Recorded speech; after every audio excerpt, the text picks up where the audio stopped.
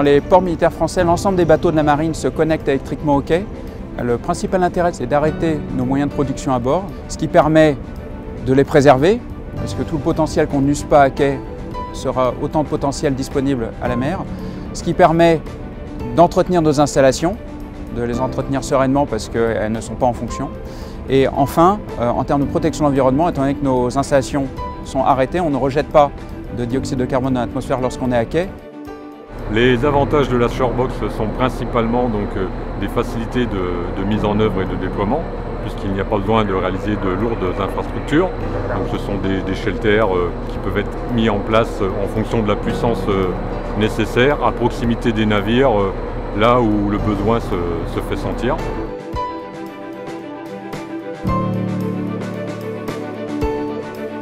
Nous avons deux productions, une statique, une dynamique.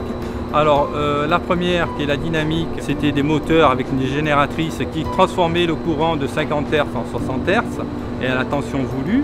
Aujourd'hui, cette technologie qui est innovante, qui est réalisée par des statiques, donc l'électronique de puissance. Ce qui est avantageux, c'est qu'avec du statique, sans manip supplémentaire, via un automate programmé, nous pouvons changer de tension très facilement. Un équipement statique comme la Shorebox, on rentre sur toute une série d'électronique de puissance, donc des hacheurs, des onduleurs, des filtres. Et donc par un jeu de modification, on rentre en 10 kg et on sort en 6.3 ou 6.6 en jouant sur toute cette électronique. Si nous avons un module qui tombe en panne, la puissance ne s'arrête pas, elle est diminuée de la puissance du module qui est en panne, puisque dans ces Shorebox, il y a 8 modules. L'installation est un peu dégradée, mais nous ne perdons pas l'installation. Alors que sur un dynamique, si nous avons un souci, nous perdons toute la production.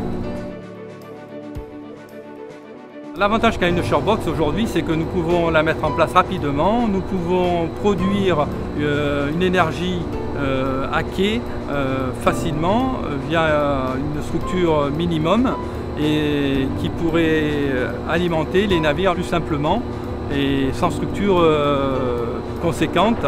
Donc je pense que pour d'autres projets, dans des ports civils ou militaires, cette solution est très intéressante pour la mise en œuvre.